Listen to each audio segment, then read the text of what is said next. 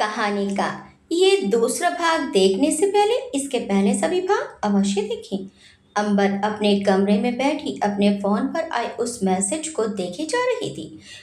आंसू तो अब इन बीते सालों में कहीं आंखों में ही सूख गए थे। उसके हाथों में मेहंदी लग चुकी थी और कल उसकी शादी थी। लड़के वाले जयपुर पहुंच चुके थे और कल बारात आनी थी। उसने मोबाइल से नजर भटकाने के लिए इधर उधर आंखें दौड़ा दी। तभी उसे लगा कि महल के पीछे कोने में एक छोटा सा कुत्ता जख्मी पड़ा है। अपना मोबाइल वहीं छोड़कर वो तेजी से बाहर दौड़ गई। वो गार्डन को लांग कर सीधा उस कुत्ते के पास पहुंची तो कुत्ते के पेट से खून निकल रहा था। उसने उसे उठाया और मुड़कर जाने लगी। तभी किसी ने उसके मुंह पर कपड़ा रख दिया। उसकी आंखें बड़ी हो गई और वो छटपटाने लगी। उसने चीखना चाहा लेकिन महल के पिछले हिस्से में ज्यादा गार्ड्स खड़े नहीं थे। कुछ देर में उसकी आंखें घूम गई और वो उस शख्स की बाहों में झूल गई। उस शख्स ने माफी मांगते हुए धीमी आवाज में कहा, सॉरी यार, अगर मैं ये नहीं करता तो तुम उस एरे केरे नत्थु खेरे से शादी कर लेती। यार, देखा भी नहीं है तुमने उसको। वो शख्स कोई और नहीं, मानव था। पीछे से परिणीता इधर उधर चौकन्नी होकर आ चुकी थी। तुम ऐसे ही खड़े रहोगे या इसे लेकर भी जाओगे? मानव उसे देखकर बोला। थैंक्स परी। परिणीता उसकी बात सुनकर बोली, बेटा मानव, ऐसा है, बहन मेरी है तो थैंक्स कहने का हक मेरा हुआ। तभी पीछे से एक और शख्स निकल कर आया। वो प्रथम था। वो परिणीता को घूर कर बोला, बात कर लेते हैं। नहीं नहीं, एक काम करो, कॉफी ले आओ, आराम से बैठ कर पीते हैं। रानी सा जब तक नहीं आ जाती और हमें पकड़कर फांसी नहीं दे देती तब तक टाइम पास तो करना पड़ेगा ना। एक हाथ में फाइल पकड़े हुए परिणीता ने अपने दोनों कान पकड़कर कहा, सॉरी सॉरी, ये लो इसके सारे डॉक्यूमेंट्स, मैं भी जरूरत पड़े। होश आने पर ये आना जरूर चाहेगी, लेकिन तुम दोनों संभाल लेना। कह देना कि मामा साहब का आदेश था इसे कहीं भेजने का, या फिर कुछ भी बढ़िया सा बहाना। प्रथम बोला, चिंता मत करो, ये चाहे कूट कूट कर भरता बना दे पर हम दोनों मना लेंगे इसको। फिर परिणीता उल्टे पैर लौट गई और वो दोनों अंबर को अपनी गाड़ी में बैठा कर ले गए। अगली सुबह गायत्री जी और कामनी जी पूरे महल में कर्मचारियों से काम ले रही थी। बुआ सा और फूफा सा भी आ चुके थे, उनके बेटे वरुण और बेटी नंदिनी के साथ। अभी तक किसी को पता नहीं चला था कि अंबर अपने कमरे में नहीं है। मामा जी और मामी भी डाइनिंग रूम में आ चुके थे। बुआ और फूफा सा भी वहां बैठ चुके थे। नाश्ते का समय हो चला, लेकिन अभी भी कुछ लोग गायब थे। तभी रघुवीर, सूर्यवंशी जी और सर्वेश जी भी आ गए। परिणीता, वरुण और नंदिनी एक दूसरे को अच्छे से जानते थे, पर बनती उनमें जरा भी नहीं थी। हालांकि झगड़े की वजह वरुण का घमंडी होता था, जो उसे उसकी माँ से उपहार स्वरूप मिला था। खैर, कामनी जी और गायत्री जी वहां आ चुकी थी। खाने की मेज अनेकों तरह के पकवानों से सजी थी। फल, फ्रूट, मेवे, फ्लेक्स, हर किसी की डाइट का ख्याल रखकर ही वहां के रसोइया खाना बना देते। रघुवीर जी ने एक नजर पूरी टेबल पर देखा और पूछा, बाईसा कहाँ है? अब तक किसी ने ये नोटिस नहीं किया था कि अंबर नदारत है, और इसी बात की खैर मनाती परिणीता अपने मुंह में निवाला डाल ही रही थी कि रघुवीर जी के टोकने पर उसकी जान हलक को आ गई। विजय लक्ष्मी जी ने भी अक्षत से पूछा, छोटी रानी सा कहाँ है भाई सा? अपने एक निवाले को गले से उतारती परिणीता ने अपनी माँ की बात सुनकर खुद को मजबूती देने के लिए अपनी जीन्स को जोर से पकड़ लिया। वो अपनी माँ को जानती थी, उससे ज्यादा अंबर प्यारी थी उन्हें, और अब वो गायब है तो रघुवीर जी के साथ पूरे महल को सिर पर उठा लेंगी। गायत्री जी ने जवाब दिया, विजय लक्ष्मी, हमें कैसे पता कि बाईसा कहाँ है? अपने कमरे में सो रही होंगी शायद। कामिनी जी बोली, रुकिए, मैं अभी पूछवाती हूँ किसी से। उन्होंने एक काम करती औरत से कहकर कमरा चेक करवाया। कुछ देर में वो वापस आई और सिर झुकाकर बोली, रानी सा, बाईसा कमरे में नहीं है। संजना जी एकदम से बोली, बाईसा भाग गई? सबकी नजर उस तरफ घूम गई। अभिने जी ने उन्हें तेज नजरों से घूर कर देखा और धीरे से कहा, अपनी कड़वी जुबान अभी बंद रखिए आप। संजना जी व्यंग से बोली, हमारी जुबान कड़वी सही है अभिने जी, लेकिन कहा तो सच ही है ना। बाईसा महल छोड़कर भाग गई। संजना जी की बात सुनकर अनिरुद्ध जी गुस्से में उठ खड़े हुए। कोई भी एक शब्द नहीं कहेगा अंबर के खिलाफ। कहीं नहीं भागी है वो। और राजा जी, आप अपनी ही बेटी के लिए इतना सब सुनकर भी चुप बैठे हैं। हमें हमारी राजकुमारी वापस चाहिए। आप उन्हें ढूंढ कर वापस लाइए। अनिरुद्ध जी के गुस्से भरे रूप को देखकर गायत्री जी तिलमिला उठी। कायदे में रहिए अनिरुद्ध, राजा जी से तमीज से पेश आइए। और रघुवीर सूर्यवंशी जी एकदम से उठे। उन्होंने एक सरसरी सी नजर से सबको देखा और गंभीर स्वर में बोले, विराज, आरव, अभिमन्यु और वरुण, आप सभी ढूंढिए उन्हें। अगर वो भागी हैं तो ज्यादा दूर तक नहीं जा पाई होंगी। डाइनिंग टेबल से उठते हुए सबने अपनी प्लेट के सामने हाथ जोड़े। विराज और आरव के चेहरे पर परेशानी दिख रही थी। वहीं अभिमन्यु के चेहरे पर गुस्सा उभर आया। वो गुस्से में बोला, भाई साहब, कोई बच्ची नहीं है बाबा साहब जो उन्हें ढूंढा जाए। अपनी इच्छा से गई है वो, अपनी ही इच्छा से आ जाएंगी। अभिमन्यु की बात सुनकर विराज बोला, अभिमन्यु, बहन है वो हमारी जो मिल नहीं रही है। विराज के कहने का जैसे उसे कोई फर्क ही ना पड़ा हो। वो एक झिड़क के साथ हंस दिया। तो वहीं वरुण मन ही मन खुश था। वो बोला, भाई साहब, बुरा बंद मानिएगा, पर कहा तो अभिमन्यु ने बिल्कुल ठीक ही है। इतने बड़े महल से उन्हें कोई उठाकर तो नहीं ले जा सकता। तभी आरव बोला, बस आप सभी को आना है तो आइए, मैं जा रहा हूँ दी को ढूंढने। आरव इतना बोलकर तेजी से निकल गया। विराज ने भी अभिमन्यु को एक नजर देखा, पर वो जानता था कि उसे समझाने का कोई मतलब नहीं है, इसलिए वो भी चुपचाप आरव के साथ निकल गया। अभिमन्यु अब भी खड़ा ही था। रानी सा ने उसे आंखों ही आंखों में जाने का आदेश दिया। आखिर अंबर को ढूंढने की कोशिश का झूठा दिखावा तो करना ही था। उसके जाते ही वरुण भी निकल गया। गायत्री जी को मन ही मन अंबर के जाने से खुशी बहुत थी। ऐसा भी उनके स्वभाव के अनुरूप ही था। आखिर जिसके लिए गायत्री जी अंबर को महल से दूर करना चाहती थी, वह खुद ब खुद ही उनके रास्ते से हट गई। अब सिर्फ रघुवीर सूर्यवंशी जी के मन में उनके खिलाफ जहर घोलने का काम रह गया था। वो रघुवीर जी से बोली, रघुवीर जी, बारात कुछ ही घंटों में दरवाजे पर होगी। राणा साहब को क्या जवाब देंगे हम? विजय लक्ष्मी जी बोली, आपको शादी की पड़ी है रानी साहब, यहाँ हमारी भांजी नहीं मिल रही है। विजय लक्ष्मी जी अपनी भांजी के महल को छोड़ जाने की बात पर सहमति नहीं दे रही थी, क्योंकि उन्हें पता था कि अंबर अपनी जिम्मेदारियों से भागने वालों में से नहीं है। गायत्री जी उनकी बात सुनकर गुस्से में बोली, आपकी भांजी से जरूरी इस महल की शान है विजय लक्ष्मी, जिसे वो एक पल में मिट्टी कर देना चाहती है। शादी के एक दिन पहले भागकर क्या साबित करना था उन्हें? नहीं करनी थी शादी तो हमसे मना कर दी। ये भागकर सरेआम बेइज्जत करने की कोई जरूरत नहीं थी। गायत्री जी हर मुमकिन कोशिश कर रही थी रघुवीर जी को परेशान करने की, और वो सच में परेशान हो रहे थे। उनकी सबसे पहली संतान लापता थी। बेशक बीते सालों में वो उनके साथ ना रहते हों और रघुवीर जी भी उन पर ध्यान ना देते हों, लेकिन थे तो वो पिता ही। उनकी पत्नी संयुक्ता की बेटी और महल की इकलौती राजकुमारी गायब थी।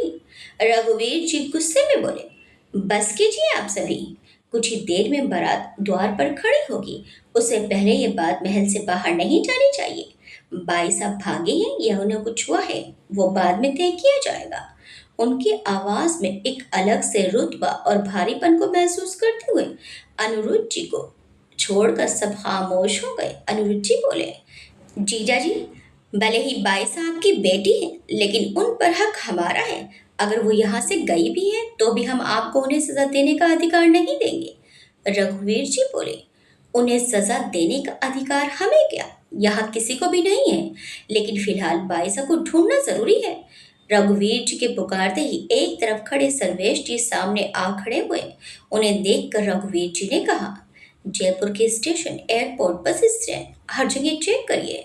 फिर उन्होंने एक ठंडी सी नजर सब पर डाली और बोले, आप सभी जाइए। सब औरतें धीरे धीरे अपने कमरे में चली गईं। मामला गर्मा गया था, और ऐसा हो भी क्यों ना, महल की बेटी से ज्यादा एक राजकुमारी की चिंता सता रही थी सबको। बिना ये जाने कि वो भागी भी है या कोई उन्हें उठा ले गया, सारा दोष बिना किसी सबूत के उनके सिर मंड दिया गया। परिणीता सब देखकर घबरा रही थी, लेकिन वो नाजों से पली भड़ी थी। हमेशा अपनी मनमानी को अपना अधिकार समझने वाली परिणीता को बस अपनी बहन की खुशियां दिख रही थी इस समय। न उसने ये जानने की कोशिश की कि जिस घर में अंबर भी आने वाली है उसके लोग कैसे हैं, और न ये जानना उसने जरूरी समझा अगर बारात बिना ब्याह के लौट गई तो क्या हो सकता है। पूरे महल में ढूंढ मची हुई थी। परिणीता अपने कमरे में चली आई जहां कोई ज्यादा लोग तो नहीं थे, मगर अगल बगल के कमरों में मेहमानों की फुसफुसाहट सुनाई दे रही थी। थोड़ी सी डरी हुई वो भी थी, लेकिन उसे खुशी भी बहुत थी। अपने फोन को हाथों पर थपथपाते हुए वो इधर उधर बालकनी में टहल रही थी। तभी उसके फोन पर मैसेज आया। मैसेज को पढ़ते ही उसकी बाँझें खिल उठी। उसने मैसेज दोबारा पढ़ा। मिशन एक्कम्प्लिश्ड, उन्हें सुरक्षित पहुंचा दिया गया है। Worry not. तभी उसके कमरे में अनिरुद्ध जी आ गए। न उन्होंने नॉक किया और न आज्ञा ली। यही तो फर्क होता है अपनों और परायों में। जिसमें इजाजत की जरूरत पड़े वो अपने थोड़ी है। उन्होंने पुकारा, परी। वो हड़बड़ाते हुए घूमी तो पीछे अनिरुद्ध जी खड़े थे, लाल और पीले रंग की पग और सफेद थ्री पीस में। उन्हें देखते ही एक पल को परिणीता डर गई। उसने अपने आप को शांत करते हुए कहा, चिल बेटा, बाबा साहब हैं जो कभी डांटते भी नहीं है। जी बाबा साहब, अनिरुद्ध जी ने गंभीर स्वर में कहा। अंबर कहाँ है? परिणीता सवाल को सुनकर ही चौंक उठी। उसकी सिट्टी पिट्टी ही गुल हो गई। लेकिन अब उसने इतना बड़ा कदम उठा ही लिया था तो अब उसे सबका सामना हिम्मत से ही करना था। पता नहीं बाबा साहब, फोन इन नहीं लग रहा है, पता नहीं कहाँ चली गई है। अनिरुद्ध जी उसे गौर से देखकर बोले, ठीक है, ये तो हुआ झूठ, अब सच बताओ, वरना तुम जानती हो हमारे लिए अंबर क्या है। एक पल को परिणीता को लगा वो अभी बेहोश होकर गिर जाएगी। बहाने बिछाने क्यों आज याद ही नहीं आ रहे थे। वो खामोश सी उन्हें देखने लगी। वो उसे देखकर बोले, हम जानते हैं परी, तुमने उन्हें कहीं तो भेजा है, लेकिन तुम्हें भी पता है कि तुम्हारे इस कदम से क्या क्या हो सकता है। अगर अंबर सही समय पर नहीं आई तो बारात बिना ब्याह के लौट जाएगी। ये सुनते ही परिणीता तमतमा गई। जहां देखो जिसे देखो वो बारात की फिक्र कर रहा है। वो अब गुस्से में बोली, इनफ बाबा साहब, इनफ। सबको अपनी ही पड़ी है। उसका क्या, कभी उसकी इच्छा पूछी जाएगी कि नहीं, या वो कोई गाय है जिसे किसी भी खूंटे से बांधने जा रहे हो। अनिरुद्ध जी बोले, तो तुम्हें क्या लगता है वो अपना फैसला नहीं ले सकती? क्या उन पर कोई जोर जबरदस्ती कर सकता है? परिणीता बोली, आई नो, लेकिन उसकी मर्जी है भी, तब भी मुझे फर्क नहीं पड़ता। उसे पता भी नहीं है कि उसकी शादी किससे हो रही है और वो मान गई सिर्फ इसलिए क्योंकि वो एक राजकुमारी है, और उसके लिए उसे अपनी जिंदगी से पहले इस महल के नाम और बिजनेस को रखना पड़ेगा। अनिरुद्ध जी बोले, मतलब वो तुम्हारे ही पास है? परिणीता चिढ़कर बोली, हाँ मेरे पास है, क्या कर लेंगे आप? जो भी। अचानक कहते कहते हुए ही उसे लगा कि वो क्या बोल गई। यह शायद उसे उकसाया जा रहा था और उसने वो कह दिया जो उसे नहीं कहना था। वो सिर झुकाकर फर्श को देखे जा रही थी। अब उसने बड़ी ही हिम्मत करके सिर उठाकर अनिरुद्ध जी को देखा तो वो हैरान रह गई। अनिरुद्ध जी मुस्कुराते हुए खड़े थे। वो बोले, शौक मत होइए, हमें पता है कि वो तुम्हारे पास है। जब राजा जी सब पर बरस रहे थे तब तुम्हारा डर देखकर हमें समझ आ गया था कि तुमने ही यह कारस्तानी की होगी। परिणीता बोली, आई एम सॉरी बाबा साहब, but I can't see her life being ruined। Parineeta की आंखों में कहते हुए नमी झलक आई थी। अनिरुद्ध जी उसके पास आए और उसके सिर पर हाथ रख दिया। ये तो नहीं कहेंगे कि तुमने ये ठीक किया, लेकिन इतना पता है कि जो भी किया अंबर की भलाई के लिए किया। वो उदास स्वर में बोली, बाबा साहब, उसे वो ठीक से जानती भी नहीं है। इनफैक्ट अंबर ने जय को देखा भी नहीं है, ऐसे कैसे शादी हो जाती। अनिरुद्ध जी बोले, वो नहीं जानती इसका मतलब ये नहीं है कि जय उन्हें डिजर्व नहीं करते। ऐसा भी हो सकता है कि जय के लिए अंबर डिजर्विंग ना हो। ये सुनकर परिणीता हल्के से मुस्कुरा दी। उसने अपने माथे पर आए कटे बालों को हटाया और हाथों को फोल्ड करते हुए कहा, सबसे अच्छा भी उसके आगे कुछ नहीं है बाबा साहब। अगर उसके मासूम चेहरे को ना देखें तो आपको भी पता है कि क्या है वो। अनिरुद्ध जी बोले, लेकिन उन्हें अपनों से लड़ना तो नहीं आता ना। चाहे सम्मान करते हुए ही लड़े, पर वो कभी अपनों की गलतियां नहीं देखती। उनकी इसी कमी को पूरी करने के लिए उनकी शादी जय से होनी थी। ये वही जय है जिसने 5 साल पहले बूंदी के किले में अंबर को देखा था, जाना था, समझा था, और अब उसी से ही अंबर की शादी होने वाली थी। पर इन तीनों ने अंबर को किडनैप करके सब गड़बड़ कर दिया। परिणीता रुआंसी होकर बोली, please Baba Sahab, let her live as she want. इतने में ही परिणीता और अनिरुद्ध जी के कानों में जोर की आवाज पड़ी। ये आवाज महल के ठीक सामने बने घंटाघर से आ रही थी, जिसमें 12 बज रहे थे। परिणीता अनिरुद्ध जी से जय की तारीफ सुनकर अपनी की हुई गलती पर सोच ही रही थी कि वो फिर से बोल उठे। अब बस देखना ये है कि जय और राणा साहब क्या करेंगे। अब कोशिश करिएगा कि अंबर ना ही मिले, और जहां भी रहे वो आपके सिवा किसी और को भनक भी ना हो, हमें भी नहीं। ये सुनकर परिणीता ने अपने मन में कहा, बस वो जैसे जीना चाहती है वैसे जिए, उसके बाद मैं खुद उसे वापस ले आऊंगी। पर फिलहाल देखना पड़ेगा कि ये जय किस खेत की गाजर है। कुछ ही देर बाद सब लोग दीवान खाने में आ चुके थे। कड़े परिश्रम के बाद सिर्फ 1 मीटर के फासले से रेस हार जाने पर जैसा लगता है वही लग रहा था। विराज और आरव को जयपुर के हर एक कोने को छान आए थे दोनों। आज अगर ब्याह हो जाता तो अंबर को इस राज्य में या इस महल में नहीं रहना होता, क्योंकि यही तो शर्त थी राजा रणविजय राणा की कि यदि राजकुमार का विवाह राजकुमारी से होता है तो उन्हें अंबर की रियासत से कुछ नहीं चाहिए। यहाँ हर जगह रियासत का अर्थ उनकी आर्थिक संपत्ति से है, क्योंकि उनके पूर्वजों द्वारा यही सब छोड़ा गया है। ये प्रस्ताव सुनकर गायत्री जी बेहद खुश हुई थी, इसीलिए उन्होंने इस काम में रोड़े लगाने से ज्यादा काम को आसान बनाने की कोशिश की थी। खैर, अंबर कहाँ थी किसी को भनक ना हुई, और अब तो परिणीता को भी अनिरुद्ध जी का साथ मिल गया था। जोधपुर पर राज करने वाले राजा अनिरुद्ध जी अपनी भांजे से बहुत प्रेम करते थे, जिसका फायदा परिणीता बखूबी उठा रही थी। खामोशी को तोड़ते हुए गायत्री जी ने फिर से जहर उगला। राजा जी, बारात किसी भी समय हमारे सामने आ खड़ी होगी। क्या इज्जत रह जाएगी सूर्यवंशी कुल की अगर ये विवाह ना हुआ तो? नाक कटा गई पैसा। हर बार अंबर के खिलाफ बोलना विजय लक्ष्मी जी को चिड़चिड़ा बना रहा था। उन्होंने एक नजर अनिरुद्ध जी को देखा, वो चुपचाप एक तरफ खड़े थे। अब उनसे रहा नहीं गया, वो बोली, बस भी कीजिए आप। बाइसा के खिलाफ एक भी शब्द हम बर्दाश्त नहीं करेंगे। हमारी बाइसा खुद से जा ही नहीं सकती। हम ये बात मान ही नहीं सकते कि वो अपने गए हुए वचन से पीछे हट जाए। गायत्री जी व्यंग से बोली, यदि ऐसा है तो कहाँ है वो? रातों रात पहल छोड़कर जाना कहाँ तक सही है रानी साहब? कामनी जी ने धीरे से कहा, जी, हो सकता है कि उन्हें अगवा किया गया हो। नहीं, मेरा मतलब है कि भाई साहब के कई सारे दुश्मन हैं और कई सारे रिश्तों को वो ठुकरा भी चुके हैं, इसलिए कोई घात लगाए बेटा हो। विराज बोला, माँ का कहना सही है ताऊ जी, हमें लगता है कि भाई साहब जरूर किसी मुसीबत में है। उदयपुर से रिश्ता होना हमारी रियासत को और भी मजबूती देने वाला था।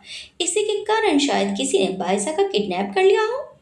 अभिमन्यु ने कुछ सोचा और फिर कहा, हमें नहीं लगता भाई साहब कि ऐसा होना पॉसिबल है। एक बार आप खुद सोच कर देखिए, बायसा को महल से उठाकर ले जाना मुमकिन नहीं है। ऐसे ही कोई नहीं लेकर जा सकता उन्हें। परिणीता ने अभिमन्यु को पूरी तरह से घूरा और मन में बोली, बेटा तुम बहुत ज्यादा उड़ रहे हो। हमारे हाथ आए ना तो सबसे पहले तुम्हारे ही पर कतर देंगे। रघुवीर सूर्यवंशी जी की भारी भरकम रोबदार आवाज सुनकर वो अपनी सोच से बाहर आई।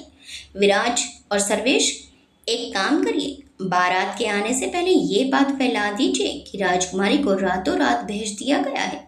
आप दोनों ये कैसे करेंगे हम नहीं जानते, लेकिन राजकुमारी और महल की आन बचाना आपका फर्ज है। उनकी बात सुनकर परिणीता के मन में उमड़ा हुआ तूफान शांत हो गया और उसे ठंडी सी बरसात सा महसूस होने लगा। वहीं अनिरुद्ध जी राजा सा के फैसले से सकते में आ गए कि अपने महल की इकलौती राजकुमारी को ढूंढने के बजाय वो किसी को भी ऐसा करने से मना कर रहे हैं। महल में एक शोकग्रस्त माहौल बना हुआ था। सब अपनी सांस रोके खड़े थे कि एक बार फिर रघुवीर सूर्यवंशी जी ने कहा, अंबर को नहीं ढूंढा जाएगा। अगर वो अपनी मर्जी से गई है तो खुद लौट आएंगी, और हम उम्मीद करते हैं कि उनके आने के बाद भी उन्हें वही सम्मान मिलेगा जो अब मिलता है। अगर उन्हें कोई उठा ले गया है तो हम उन्हें ढूंढ लाएंगे। आप सब बेफिक्र रहें। ये सुनकर विराज को बिल्कुल अच्छा नहीं लगा। वो विरोध में कुछ कहने को था कि सर्वेश जी ने उसे रोक लिया। आरव अपने पिता का फैसला सुनकर गुस्से में तमतमाते हुए चला गया। वहीं बुआसा को बड़ी ही खुशी हो रही थी और फूफासा वो क्या ही कहते। विजय लक्ष्मी जी ने अनिरुद्ध जी को घूरा और इशारे से उन्हें अपने कमरे में आने का कहकर चली गईं। नंदिनी और वरुण भी चले गए। गायत्री जी ने इशारे से अभिमन्यु को जाने के लिए कहा और खुद खड़ी रहीं। अब वहां सिर्फ रघुवीर, सूर्यवंशी जी और गायत्री जी ही थे। उन्होंने रघुवीर जी के कंधे पर हाथ रखा और बोली, राजा जी, ये कैसा फैसला लिया है आपने?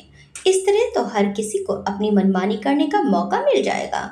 फिर महल के नियम कायदे तो बेजान हो जाएंगे, जिन्हें सदियों से एहतियात के साथ निभाते आए हैं। रघुवीर जी बोले, गायत्री, हम जानते हैं कि अंबर ऐसा कभी नहीं करेंगी। अपनी माँ की तरह वचन की पक्की वो भी है। लेकिन अगर उन्होंने ऐसा किया है तो कहीं ना कहीं हमसे भूल हो रही है उन्हें समझने में। गायत्री जी उनकी बात समझ नहीं पाई और शून्य से उनके बगल में खड़ी रह गई। रघुवीर, सूर्यवंशी जी उठे और एक कुर्ती सी नजर उन्होंने गायत्री जी को देखा और फिर संयुक्ता जी के पोर्ट्रेट को देखकर चले गए। अब सबको किसी बात का इंतजार था, तो वो बारात के आने का। क्या होने वाला था किसी को नहीं पता, लेकिन जो भी होगा वो सही नहीं था। दूसरी तरफ अनजाने से शहर में एक बड़ी सी बिल्डिंग के 8वें फ्लोर के आलीशान से फ्लैट में किसी के हिलने से पायल की मीठी सी खनक वहां काउच पर पड़े लड़कों की आवाज में पड़ी।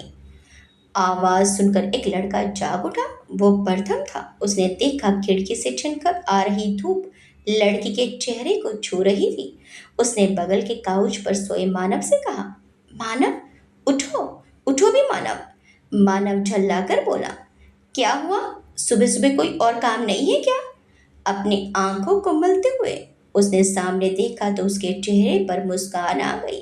उसने अपने सीने पर हाथ रखकर अपने मन में कहा, इसी सुकून को तो सालों से देखना चाहता था तुम्हारे चेहरे पर अंबर, पर यह सिर्फ सोते हुए ही दिखता है। फिर उसने अपनी बगल में खड़े प्रथम को देखा तो हड़बड़ी कर अपना हाथ उठाया और सीधा खड़ा हो गया। प्रथम उसे घूर कर बोला, मानव, तुम सिर्फ दोस्त हो, उसके वही बने रहो। इस प्यार के चक्कर में सब कुछ खराब हो जाएगा। मानव बोला, आई नो प्रथम, लेकिन मैं कोशिश करना तो नहीं छोड़ सकता। जब तक मुझे उम्मीद रहेगी कि वो भी मुझे अपना सकती है, मेरी कोशिश यही रहेगी कि वो भी मेरे लिए यही फीलिंग्स फील करे। प्रथम बोला, आज तक तुमसे बातों में कोई जीत पाया है जो मैं जीत पाऊंगा? खैर छोड़ो, अभी इसको उठाओ and be ready to get injured. दोनों लड़के मुस्कुराकर एक दूसरे को देखने लगे। प्रथम अंबर की तरफ बढ़ा और हौले से उसके सोफे से नीचे लटके हाथ को उठाकर उसके घुटनों पर रख दिया। फिर मानव से बोला, मानव, पानी लाओ, राजकुमारी को उठाना है। मानव एक तरफ को गया और कुछ कदम चलने पर डाइनिंग टेबल से जग उठाकर अब उसने गिलास भरा और वापस अंबर के पास आ गया। उसने डरते डरते गिलास प्रथम को दिया। प्रथम ने मानव को एक नज़र देखा और फिर एक सांस छोड़कर कहा, तैयार हो? उसने हाँ में सिर हिला दिया। प्रथम ने गिलास से अब पानी अपनी अंजलि में भरा और फिर अंबर के चेहरे पर बूंदें छिड़क दी। सोफे पर सोई अंबर की भौहें सिकुड़ गई और आंखों के कोरों पर शला गए। वो कुछ पल अनमना कर रह गई और अगले ही क्षण में कल रात किसी का उसके मुंह पर रुमाल रखना याद आ गया। वो झटके से उठ बैठी और इधर उधर देखने लगी। उसे अब भी धुंधला दिख रहा था। उसने खुद को शांत रखा और अपनी आंखों को रगड़ने लगी। तभी प्रथम बोल उठा, अंबर। अपना नाम एक परिचित की आवाज में सुनकर उसके हाथ स्वतः ही रुक गए। उसने धीमे से पलके उठाकर देखा तो प्रथम और उसके बगल में ही मानव खड़े थे। वो चौंक कर उठ खड़ी हुई। वो चौंक कर बोली, तुम दोनों? मानव ने बड़े ही शांत लहजे में कहा, हम ही उठा लाए हैं तुम्हें। मानव की बात सुनकर अंबर ने चारों तरफ देखा। एक बहुत ही आलीशान सा घर लग रहा था उसे, लेकिन जैसे ही उसने बाहर देखा, बड़ी बड़ी बिल्डिंग आसमान को छूती हुई सी दिखाई पड़ी। मतलब साफ था वो घर में नहीं फ्लैट में है। अंबर ने दोनों को घूर कर गंभीर स्वर में कहा, ठीक है, अब महल चलो। दोनों लड़के एक दूसरे को देखकर आंखों ही आंखों में कुछ समझने की कोशिश कर रहे थे। प्रथम ने तो आंखों में ही कहा, अब ये इतनी शांत क्यों है? दौरा वोरा तो नहीं पड़ा इसे? प्रथम हिम्मत करके बोला, तुम अब यहीं रहोगी, कहीं नहीं जाने वाली यहाँ से। अंबर उसे घूर कर बोली, मजाक मत करो प्रथम, मेरी शादी है आज, अगर मैं वहां नहीं मिली तो प्रॉब्लम हो जाएगी। मुझे वापस महल छोड़ कर आओ। उसने राजकुमारी वाले रोब से आदेश दिया जिसमें गुस्सा दिख रहा था। दोनों लड़कों में से एक भी अपनी जगह से नहीं हिला। अंबर गुस्से में उठी और दरवाजे की तरफ चली गई, लेकिन कोई फायदा नहीं हुआ। लड़कों ने बायोमेट्रिक डोर पर लॉक डाल रखा था। वो गुस्से में बोली, तुम दोनों ये ठीक नहीं कर रहे हो। मानव, जाने दो मुझे, बाबा साहब गुस्सा हो जाएंगे, मत करो ये सब। उसके समझाने और चिल्लाने में फर्क करना मुश्किल था। लड़के चुपचाप खड़े उसे सुन रहे थे और यूं ही अनसुना कर रहे थे, मानो वो दोनों ही बहरे हों। अंबर गुस्से में मानव की तरफ बढ़ी और उसकी कॉलर को दोनों हाथों से पकड़कर चिल्लाई, मानव, ये क्या बदतमीजी है, मुझे महल छोड़कर आओ अभी।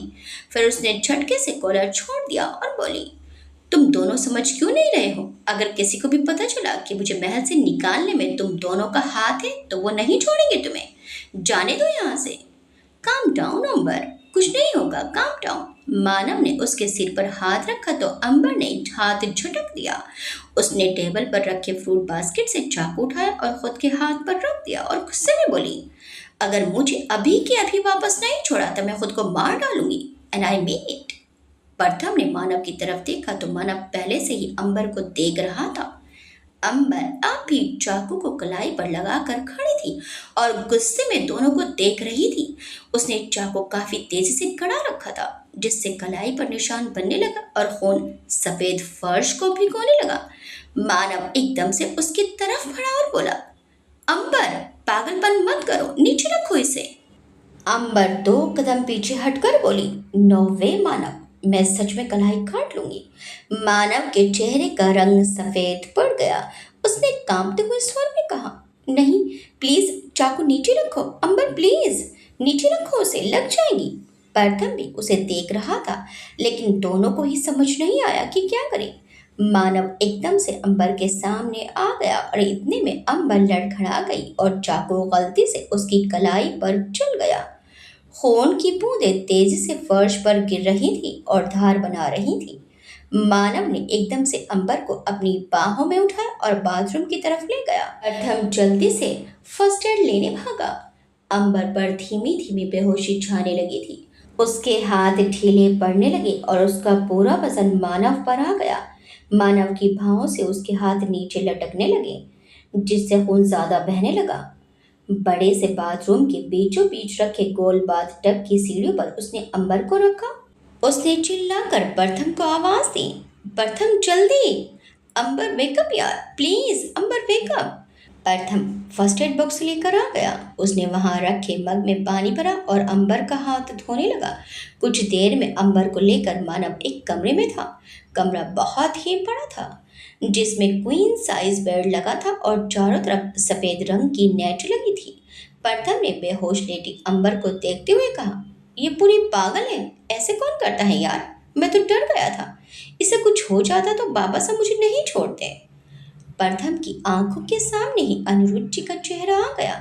मानव बोला, अंकल को तो छोड़, अगर इसे कुछ हो जाता तो मैं कैसे जीता, इसने तो आज जान निकाल दी थी, कहकर वो बाहर निकल गया। प्रथम उसे जाते हुए देखता रहा और फिर खुद भी उसके पीछे हो लिया।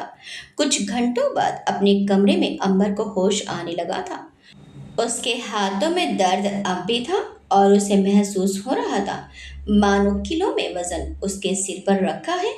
उसने दोनों हाथों में सिर को थाम लिया। तभी उसकी नज़र हाथ पर बंधी पट्टी पर पड़ी और उसे याद आया कि कैसे उसके हड़बड़ाने से उसकी नस कट गई थी। इतने में सामने से आवाज आई, हो गई तसल्ली, या इस बार तलवार ला दूं, कर लेना खुद के 2 टुकड़े। इस आवाज में रोष और नाराजगी साफ दिख रही थी। वो और कोई नहीं परिणीता थी, जो यहाँ ये खबर सुनते ही पहुंच चुकी थी। अंबर ने आवाज की तरफ देखा और वो एकदम से बेड से उठ खड़ी हुई और गुस्से में बोली, तुमने ये ठीक नहीं किया परी, गलत कर रही हो तुम। सामने से कोई जवाब नहीं आया। अंबर चिल्लाकर बोली, परिणीता। परिणीता ने शांत अंदाज में कहा, शांत बेबी शांत, कुछ नहीं हुआ, जस्ट काम डाउन। अंबर उसके लहजे से चिढ़ उठी। वो बेड से आगे आई और बोली, तुम्हें पता भी है तुमने क्या किया है? कितनी बड़ी गलती की है और इसका अंजाम क्या हो सकता है? परिणीता ने भी तेज आवाज में कहा। मैंने गलती की है? हाँ, सच में। अगर मैंने जो किया वो गलती है तो ठीक है। ठीक है, ये सब मेरी गलती है। But you know what, I will repeat it every time when it comes to you. Ambar गुस्से में थी, लेकिन वो जानती थी कि परिणीता ने जो भी किया वो सब सिर्फ उसके लिए किया। अंबर ने अपने माथे पर उंगलियां घुमाई और सांस छोड़ी और बोली, देखो परी, जो हुआ सो हुआ। नाउ लेट मी गो। महल में कह देंगी कि हम सिर्फ शॉपिंग के लिए गए थे। छोड़ दो मुझे। परिणीता ने ना में सिर हिलाया और बोली, नहीं अंबर, अब ये पॉसिबल नहीं है। देखो, बाहर रात हो चुकी है, बारात भी जा चुकी है, अब कोई फायदा नहीं। शादी खत्म, रिश्ता खत्म। अंबर ने बाहर देखा। सच में रात हो चुकी थी और उसे पता ही नहीं था। उसने खोई हुई आवाज में कहा, वहां क्या हुआ था? टेल मी परी, वहां क्या हुआ था? बाबा साहब और मामा सा ने कैसे रिएक्ट किया? परिणीता बोली, ज्यादा कुछ नहीं। बाबा साहब को पता है कि तुम्हें हम तीनों ने भगा दिया है, और फूफा जी यानी तुम्हारे बाबा से ने हमेशा की तरह मौन व्रत रखा था। बस तुम्हारी छोटी माँ ही सब कुछ बोल रही थी। अंबर यह सुनकर पूरी तरह से चौंक गई। उसने एकदम से पूछा, मामा साहब को पता है? परिणीता मुस्कुराकर बोली, हाँ, इसीलिए चिल करो और रहो यहाँ जब तक दिल करे। वो करो जो तुम करना चाहती हो। अपनी उस रियासत से बाहर आओ। अंबर, दुनिया सच में बहुत खूबसूरत है। अपनी जिंदगी उन महल की मोटी दीवारों में कैद मत रखो प्लीज। अंबर ने 2 पल सोचा और फिर बोली, मुझे वापस जाना है। परिणीता फिर से मुस्कुराकर बोली, मुझे पता था मेरे हार्ड वर्ड डायलॉग तुम्हारे पल्ले नहीं पड़ेंगे। तो सुनो, तुम्हारे प्रिय मामा साहब यही चाहते हैं। उन्होंने कहा है कि जो भी हुआ वो हुआ, लेकिन जिसके लिए ये सब किया गया वो होना चाहिए। अंबर को अपनी लाइफ खुद के हिसाब से जीनी चाहिए, और अगर वो ऐसा नहीं करती है तो वो खुद फूफा जी से कह देंगे कि तुम्हें भगाने में उनका हाथ है। इसलिए अब फैसला तुम्हारा है, यहाँ रहो या बाबा साहब और फूफा जी के बीच जंग होने दो। अंबर उसे शक भरी नजरों से देखने लगी तो वो बोली, अरे सच में यार, बाबा साहब ने यही कहा था। यकीन ना हो तो ये वॉइस मैसेज सुन लो। कहते हुए उसने अपने फोन को उसकी तरफ बढ़ा दिया। अंबर ने एक बार उसे देखा और फिर फोन लेकर सुनने लगी। उस आवाज में हर एक शब्द वही थे जो परिणीता ने कहा। अंबर अब भी सोच में थी कि उसे क्या करना चाहिए। उसने अपनी आंखें बंद की और मन में कहा, मम्मा, आई एम सॉरी मम्मा। ये सब कुछ खुद ब खुद हो रहा है, इसमें मेरी या परी की कोई गलती नहीं है। लेकिन अब क्या करूं? बाबा साहब क्या सोच रहे होंगे कि कहाँ गई मैं? भाग आई उन्हें धोखा देकर। लेकिन मामा साहब, परिणीता बोली, सुबह तक सोचने का वक्त है तुम्हारे पास। सोच कर बता देना, और याद रखना, अगर तुम वापस जाने की जिद रखती हो तो जयपुर और जोधपुर के संबंध में कड़वाहट नहीं, जहर खुल जाएगा। परिणीता ने जानबूझकर वो कहा जो अंबर होने नहीं दे सकती थी। अब बस किसी बात का इंतजार था, तो वो था कल का। परिणीता अपने रूम से बाहर आ गई। लड़के वहीं बैठे सोच में डूबे थे। वो दोनों परिणीता को देखकर उठ गए। मानव ने घबराते हुए कहा, परी कैसी है वो? ठीक तो है ना? होश आ गया क्या? बोलो भी, क्या हुआ? होश आया या नहीं? उसके सवालों की बरसात हो गई। तभी प्रथम ने धीरे से मानव से कहा, क्या कर रहा है? सबको अपनी फीलिंग्स दिखाकर परेशानी मत पड़ा प्लीज। परिणीता दोनों को ही तिरछी नजरों से देख रही थी। प्रथम ने उसे खुद को घुरता देखकर कहा, बोलोगी क्या हुआ? परिणीता ने सांस छोड़ते हुए नाम में सिर हिला दिया और बोली, कुछ नहीं। उस पर किसी का जोर नहीं चल सकता। मैं समझा कर आई हूँ, अब देखते हैं क्या और कैसे होगा। मानव एकदम से बोला, और अगर वो नहीं मानी तो? परिणीता बेफिक्री से बोली, तो तैयार हो जाना, राजमहल के नियमों के उल्लंघन करने की सजा भुगतने के लिए। अगर उसका फैसला हमारे खिलाफ हुआ तो मानव तुम्हें ना तो तुम्हारे बिजनेसमैन डैड बचा पाएंगे, और प्रथम, तुम तो भूल ही जाओ, उस महल की दीवारों में ही समाधि बनेगी हम तीनों की। ये सुनकर प्रथम के चेहरे का रंग उड़ गया और मानव ने मन में कहा, मरना भी मंजूर होता मुझे परी, अगर मेरी मौत से अंबर खुश हो सकती। लेकिन नहीं, अभी नहीं। मुझे उससे कहना है कितना, किस हद तक उससे प्यार किया है मैंने। उससे शादी करने वाला शख्स मैं ही हूँ। उसको सोचते देखकर परिणीता प्रथम से बोली, प्रथम, मुझे तुमसे कुछ बात करनी है, बालकनी में चलो। प्रथम ने सोचते हुए पूछा, मुझसे बात करनी है? किस बारे में? परिणीता ने बिना कुछ कहे एक नज़र उसे देखा और बालकनी की तरफ चल दी। उसकी नज़र पड़ते ही प्रथम अपनी जगह पर ही खड़ा रह गया। उसके अंदर कंपकपी उठने लगी। तभी मानव ने कहा, जाओ, मैं भी सोने जा रहा हूँ। प्रथम ने मानव को देखा और फिर बालकनी की तरफ बढ़ गया। परिणीता ग्रिल पर हाथ टिकाकर खड़ी थी। चांद की सीधी रोशनी में उसका गोरा चेहरा बहुत ही खूबसूरत लग रहा था। उसने एक सफ़ेद जैकेट जिसके अंदर गुलाबी टी शर्ट और नीली जींस पहन रखी थी। उसके खुले बाल बिल्कुल पीठ से नीचे तक धीमी धीमी हवा से उड़ रहे थे। उसे देखकर प्रथम बालकनी के दरवाजे पर ही खड़ा रह गया। उसने खुद से मन में कहा, राजकुमारियां इतनी खूबसूरत क्यों होती हैं? कहकर उसने खुद को ही जवाब दिया, शायद हर वो ख्वाब खूबसूरत है जिसका सच होना खुद ही एक ख्वाब हो। ये भी वही है। परिणीता की कोहनी शीशे की ग्रिल पर थी और वो दूर तक दिखते समंदर और दूसरी तरफ जगमगाती लाइट्स देख रही थी। उसे महसूस हुआ कि उसके पीछे कोई है, लेकिन वो पलटी नहीं। वो बिना पलटे ही बोली, तुम्हें पता है, हमारे महल से ये चांद और भी खूबसूरत लगता है। प्रथम भी चांद को देखते हुए बोला, खूबसूरत चीजें हर जगह एक सी होती हैं, बस मायनों में फर्क आ जाता है। दोनों खामोश खड़े थे। परिणीता ठहरे स्वर में बोली, थैंक्स मेरा साथ देने के लिए। अगर तुम और मानव नहीं होते तो पता नहीं मैं अंबर को कैसे समझाती। वो सामने उठते हुए लहरों को ही देखती रही। प्रथम ने उसे देखा और फिर उसके सिर की तरफ हाथ बढ़ाया, लेकिन फिर कुछ सोचकर उसने अपने हाथ को वापस खींच लिया। वो उदास स्वर में बोला, मैं उसका दोस्त हूँ। मैंने वो सब तुम्हारी बहन के लिए नहीं, अपने दोस्त के लिए किया है। एंड यू नो, मेरे पास फैमिली कहने के लिए तुम तीनों ही हो। इस पर परिणीता मुस्कुराकर बोली, तो खुद अपनी फैमिली बना लो ना, कौन सी बड़ी बात है। उसकी बात सुनकर प्रथम भी हंसते हुए बोला, मैं तो बनाना चाहता हूँ, पर एक प्रोफेसर और गंभीर लड़के से शादी कौन करेगी।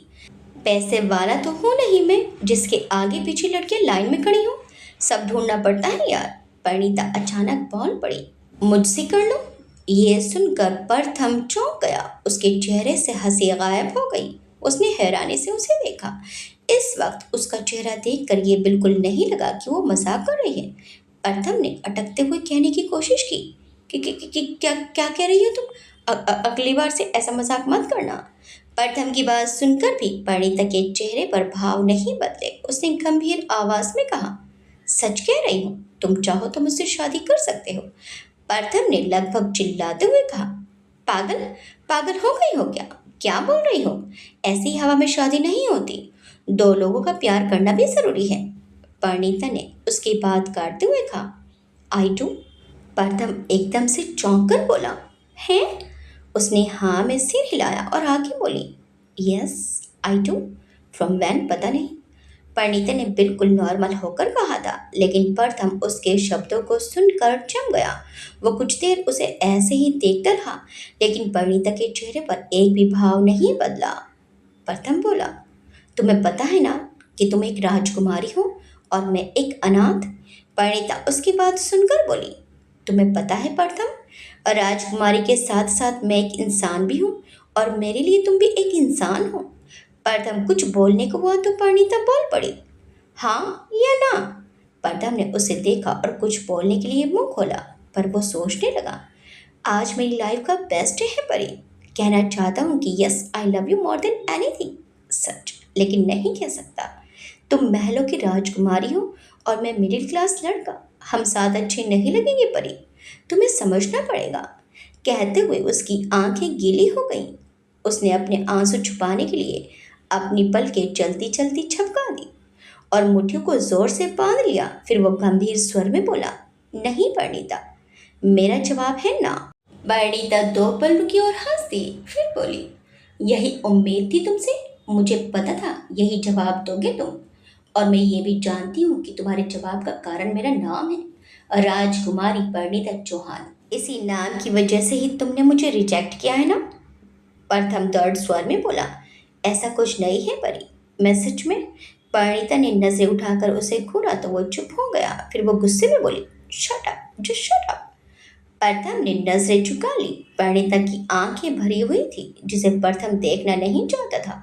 परिणीता ने खुद को संभाला और बोली, मुझे तुम्हारे फैसले से कोई प्रॉब्लम नहीं है, प्रॉब्लम है तो तुम्हारे झूठ से, लेकिन अगर तुम्हें कभी ऐसा लगे कि मैं तुम्हारे काबिल हूँ तो बस एक बार, सिर्फ एक बार मुड़कर देख लेना। मैं हमेशा तुम्हारे लिए वहीं रुकी रहूंगी। कहकर वो चली गई और प्रथम उसे जाते हुए देखता रह गया, लेकिन परिणीता ने एक बार भी मुड़कर नहीं देखा। अंबर अपनी बालकनी में खड़ी थी। उसने कानों में हेडफोन लगा रखा था। चांद की रोशनी उसके लंबे रेशमी बालों पर गिरते हुए उसकी खुली हुई हथेलियों में पड़ रही थी। उसके पीले पड़ चुके हाथों में मेहंदी लगी थी, बेहद खूबसूरत, जिसमें एक तरफ दूल्हा और दूसरे में दुल्हन बनी हुई थी। छुपा हुआ दूल्हे का नाम अंबर को नहीं दिखा, मगर वो लिखा था दुल्हन की चुनरी में, जेको स्टाइल में छिपा दिया गया था। अंबर जाने कितनी देर अपनी मेहंदी देखती रही। पैरों में महावर, मेहंदी और घुंघरू वाली पायल, होने वाली पन्नी बिल्कुल ऐसी ही होती है जैसी वो थी। हाथों में अब भी कंगन बंधा था, जिसे बन्ना द्वारा खोलने की रस्म थी। वो वहां से उठकर अपने रूम में चली गई। वहां रखे लैंडलाइन को कुछ देर देखने के बाद उसने रिसीवर कान से लगा लिया। कुछ नंबर डायल करने के बाद रिंग जाने लगी थी। दूसरी तरफ जोधपुर में रिंग बज उठी। फोन अनिरुद्ध जी ने उठाया था। कुछ देर दोनों तरफ से ही कुछ नहीं कहा गया, लेकिन फिर अंबर बोली, मामा सा, मामा सा, आई एम सॉरी, मुझे माफ कर दीजिए प्लीज। अनिरुद्ध जी ने मुस्कुराकर कहा, नहीं बेटे, इट्स ओके, कुछ नहीं हुआ, इट्स ओके, हाँ, मामा सा है ना, सब ठीक है बेटे। अंबर ने दबी हुई आवाज में कहा, आप मुझसे नाराज नहीं है ना? और मामी साहब, वो कह रही थी, लेकिन अनिरुद्ध जी ने उसे टोकते हुए कहा, हम आपसे नाराज कैसे हो सकते हैं?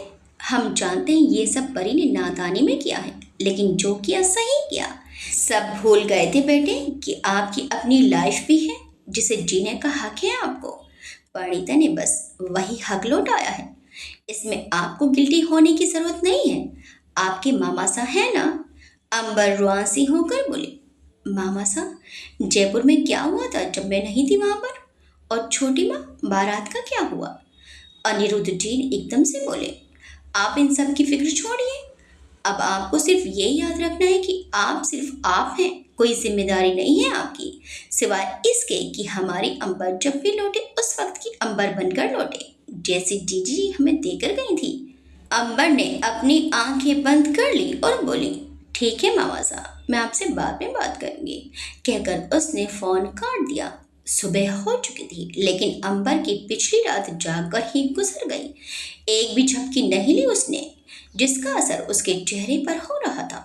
फ्लैट के तीनों रूम में वो चारों जगे हुए थे। परिणीता को प्रथम की नां ने जगा रखा था। प्रथम को परिणीता की बातों ने और मानव ने सारी रात जगकर गुजार दी, क्योंकि उसे अब भी डर था कि अंबर वापस लौटने की जिद ना कर बैठे। दोनों लड़कों ने एक ही कमरे में रहते हुए भी एक दूसरे को पता नहीं चलने दिया कि वो दोनों ही नहीं सोए हैं। परिणीता के रूम में भी आलीशान गोल बड़ा सा बेड रखा था, जिसके चारों तरफ पिंक नेट थी। परिणीता सीलिंग के इंटीरियर को देखते हुए सुबह 5 बजे सो गई और लड़के भी एक एक करके नींद में चले गए। 9 बजे चारों बाहर थे।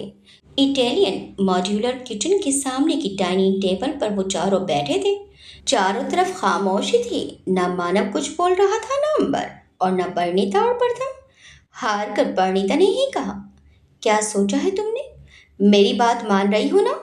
उसके रुकते ही प्रथम बोला, देखो अंबर, कभी कभी चीजें हमें समय पर छोड़ देनी चाहिए और जो हो रहा है उसे होना देना चाहिए। Can't you see? परी और मानव ने इतना बड़ा स्टेप सिर्फ इसलिए लिया है कि ताकि तुम खुश रहो। यकीनन छोटी रानी साहब को तुम सही नहीं लगने वाली, लेकिन तुम गलत नहीं हो। मानव भी प्लेट में चम्मच घुमा रहा था, मगर वो चुप था। शायद कुछ बोलकर अपने अंदर छुपे जज्बात बाहर नहीं लाना चाहता था। अंबर सर्द आवाज में बोली, ठीक है, मैं रहूंगी यहाँ। यह सुनते ही मानव के चेहरे पर लंबी सी मुस्कुराहट आ गई। अंबर आगे बोली, लेकिन तुम लोग मेरे साथ नहीं रहोगे। न मैं यहाँ राजकुमारी हूँ और ना ही मुझे तुम लोगों से कोई मदद चाहिए, और मेरा मतलब कमर्शियल हेल्प से ही है। अंबर की बात सुनकर परिणीता एकदम से बोली, तो तुम यहाँ क्या करोगी? कैसे रहोगी अकेले? अंबर रूखेपन से बोली, जो लोग रॉयल फैमिली से नहीं होते वो कैसे रहते हैं, मैं भी वैसे ही रहूंगी। अब मानव बोला, और तुम्हारी सिक्योरिटी का क्या होगा? तुम्हें भी पता है अंबर, कितने लोगों की आंखों में चुभती हो तुम, और ऐसे में कैसे खुद बाहर जाकर सरवाइव करोगी? अमर ने उसे घूरा और बोली, ये तुम्हें मुझे यहाँ लाने से पहले सोचना चाहिए था। लेकिन अब जब मैंने वो लाइफ छोड़ी है, then I don't have any right to use their source. Pratham ने समझाते हुए कहा, तुम्हें पता है तुम्हारा नाम ही काफी है तुम्हें भीड़ से अलग करने के लिए। इतना रेयर नाम, ऊपर से ऐसी पर्सनैलिटी, सब लोग तुम्हें पहचान जाएंगे यार। अंबर टेबल से उठ गई और बोली, तुम भी तो नॉर्मल फैमिली से हो ना प्रथम, and your personality is also great. तो इसका मतलब ये तो नहीं है कि तुम पर भी लोग अटैक करते फिरेंगे। प्लीज गाइस, अगर आप लोग चाहते हैं कि मैं यहाँ रुकूं तो मुझे मेरे हिसाब से रहने दीजिए। इतनी देर से चुप पड़ी तभी टेबल से उठकर बोली, ठीक है, तो नाम भी बदल लो। आई नो बुआ से किती ये नाम को तुम्हें शॉर्ट करना भी पसंद नहीं है, लेकिन अब तो तुम वो अंबर नहीं रही ना, तो नाम बदल लो। अंबर उसे देखने लगी तो परिणीता ने मुस्कुराकर कहा, धरा, अब से तुम्हारा नाम धरा होगा। दोनों लड़के साथ में होटिंग करने लगे। वाकई सब खुश थे अंबर के फैसले से जो अब धरा होने जा रही थी। परिणीता ने मानव से कहा, मानव, तुम अंबर की धरा नाम के फैक्ट डॉक्यूमेंट्स इस तरह से बनवाओ कि पुलिस को भी कभी उन पर शक ना हो।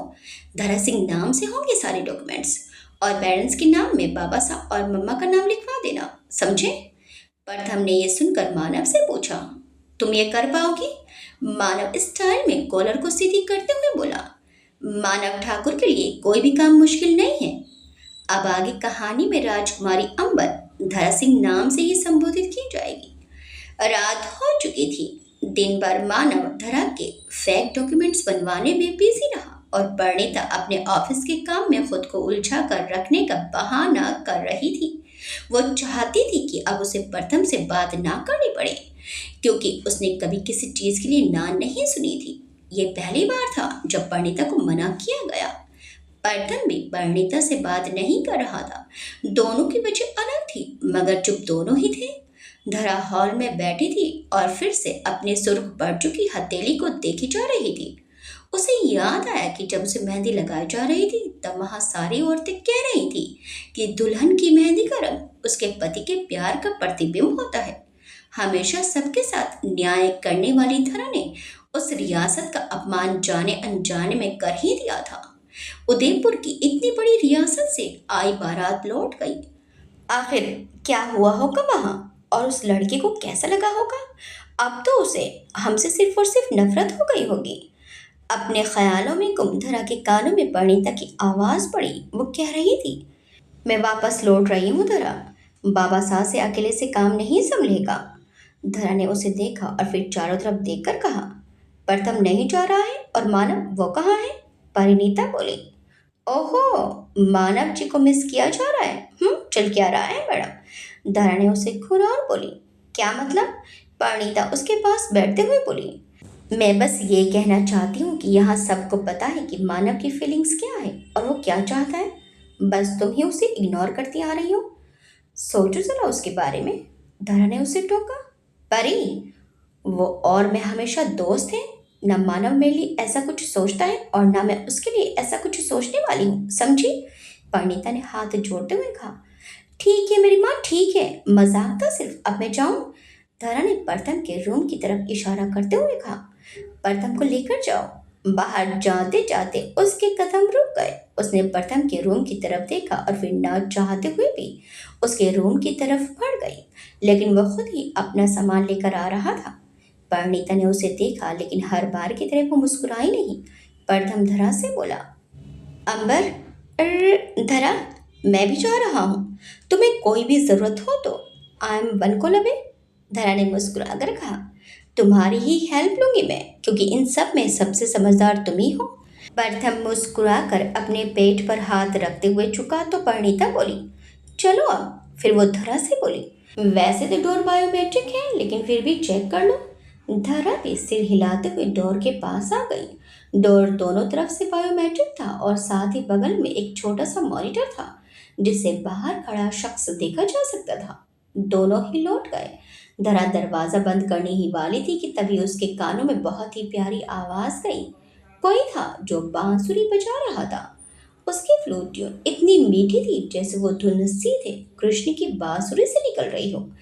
धारा ने बाहर झांक कर देखा तो उसके कुछ दूर आगे एक फ्लैट का दरवाजा था। शायद धुन वहीं से आ रही थी।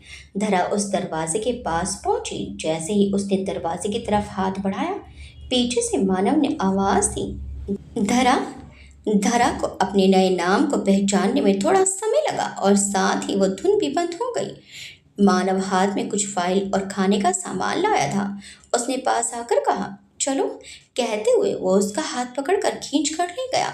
धरा और मानव आपस में बातें कर रहे थे, लेकिन धरा का ध्यान रह रहकर उस धुन पर ही जा रहा था जिसकी आवाज तो कब से बंद हो चुकी थी। मानव बोला, सब समझ गई ना तुम? धरा ने नाम सिर हिलाते हुए कहा, नहीं, अब तुम मुझे नहीं समझाओगे, सिर्फ मेरी सुनो।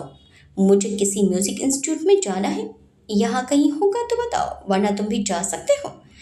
मानव ने जवाब दिया, रुको, सर्च करने दो, इतना चिढ़ क्यों रही हो? इतना कहकर वो अपने फोन पर उंगलियां चलाने लगा और अचानक ही वो मुस्कुरा दिया। उसने स्क्रीन धरा की तरफ कर दी और बोला, ये ठीक है। धरा ने नाम पढ़ा तो उसके होठों पर भी मुस्कुराहट आ गई। उसने धीरे से कहा, संयुक्ता म्यूजिक यूनिवर्स। उसकी मुस्कुराहट देखकर मानव बोला, तो एडमिशन करवा दूं? धरा बोली, तुम रहने दो, मैं खुद देख लूंगी, अब जाओ। मानव एकदम से चौंक कर बोला, जाओ मतलब क्या? बाकी वो दोनों कहाँ हैं? धरा बोली, वो दोनों जा चुके हैं, इसलिए तुम भी जाओ। मानव ने हाँ में सिर हिलाते हुए कहा, ध्यान रखना अपना, कहकर उसने उसे गले लगाया और फिर चला गया। धरा को पसंद नहीं था कि कोई उसके गले लगे, इसलिए उसे मानव की इस हरकत से चिढ़ थी। बिना परमिशन के उसे गले लगा लेता था।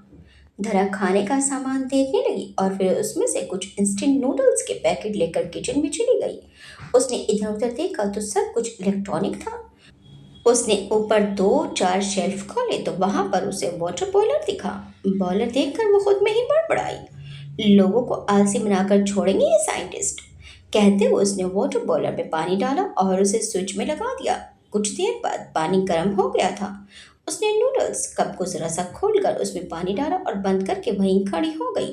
तभी उसे फिर से वही बांसुरी की धुन सुनाई पड़ी। आवाज सुनकर उसके होंठ खुद ब खुद मुस्कुरा दिए। वो थोड़ी देर वहीं खड़ी होकर सुनने लगी और इतनी देर में नूडल्स भी बन चुके थे। उसने नूडल्स को बड़े से बॉल में डाला और अपने रूम में आ गई। वो मीठी धुन उसके रूम से और भी ज्यादा साफ सुनाई पड़ रही थी। उसने बॉल टेबल पर रखा और बालकनी में आ गई। उसकी बालकनी के बगल में एक ऊंची चौड़ी दीवार थी जिस पर घास और पौधे लगे थे।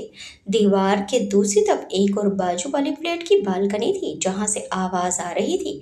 धरा ने अपनी एड़िया उठाकर देखा तो उस बालकनी में कोई नहीं था। वो खुद से ही बोली, जो भी है कमाल है। बांसुरी की आवाज अब भी जारी थी। धरा अपने रूम में आ गई। उसने नूडल्स खत्म किए और बेड पर सोने चली गई। बांसुरी की आवाज सुनकर उसे कब नींद आ गई पता ही नहीं चला। कुछ समय बाद दूसरी तरफ बालकनी से भी आवाज आनी बंद हो गई। आगे क्या होगा? बांसुरी बजाने वाला कौन है? क्या जय अंबर को ढूंढ लेगा? अब अंबर धरा बनकर क्या करने वाली है? रघुवीर जी क्या शांत बैठ जाएंगे या अंबर को वापस लाना चाहेंगे? अंबर की आगे आने वाली जिंदगी कैसी होगी? क्या अंबर जैसे मिल पाएगी या अंबर की जिंदगी में कोई और आ जाएगा? देखिए इस कहानी के अगले भाग में आपको ये कहानी कैसी लगी हमें कमेंट्स करके जरूर बताइएगा। वीडियो चलिए तो वीडियो को लाइक शेयर सब्सक्राइब करना मत भूलिएगा। मिलते हैं इस कहानी के अगले भाग में। Till then bye bye.